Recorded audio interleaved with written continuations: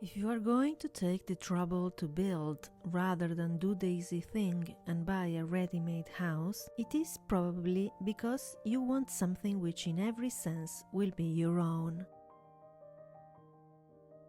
You won't get that through imitation.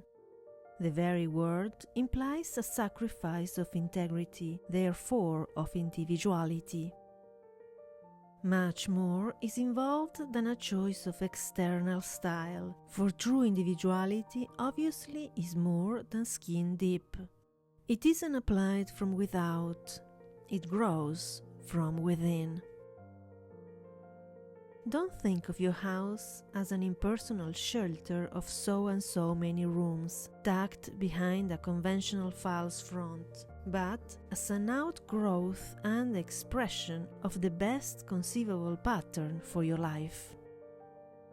Since the satisfaction of the solution will largely depend upon your awareness of your own needs, you should make your own program.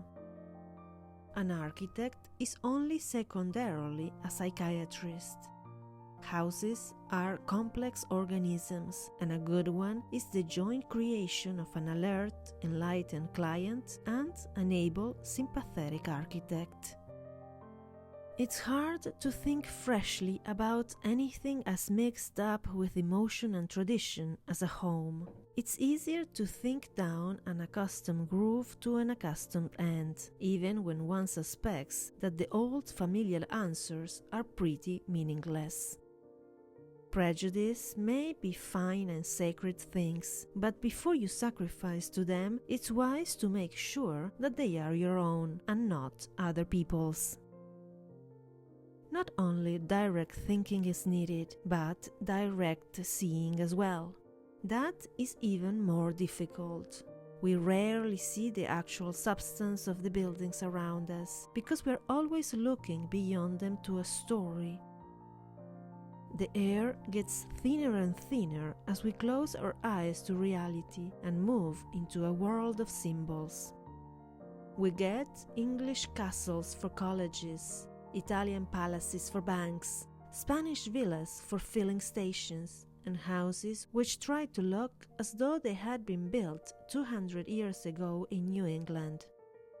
Architecture, literature, and sentimentality become hopelessly confused. The method of approach could scarcely be more oblique or the result more phony. Authenticity is the one quality which can't be duplicated by even the most adroit copyist. Either a thing is real or it isn't real, and it should not be difficult to make the distinction. Think of how you wish to live and leave the actual solutions to the architect. If you choose a good one, the results will be much more satisfactory than if you insist on specific forms and details. Think of noise and quiet, of sociability and privacy, and try to define their relationship to each member of the family. Think of how much sun and light you want, and how much of a feeling of openness to the outside. Think of outdoor living and the most desirable degree of seclusion from streets and neighbors. The most delicate part of your job as a client will be the selection of an architect. Don't think that you will save money by going directly to a builder and using an adaptation of one of his stock plans. A good architect will give you a much better house, often for considerably less money, even including his fee. However, there are innumerable genial, expensively educated architects of wide experience, impeccable honesty, and considerable technical ability who could not be called good as the term is used here, for one must also demand a fresh and human approach, a sensitivity to materials and proportions, and the ability to conceive a building in its three full dimensions rather than as something drawn on paper.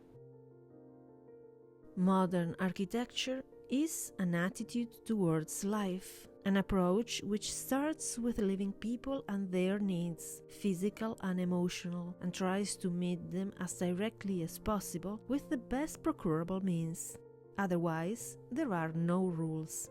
The results will be as various as the range of materials offered, the human problems posed, and the creative talent employed in solving them.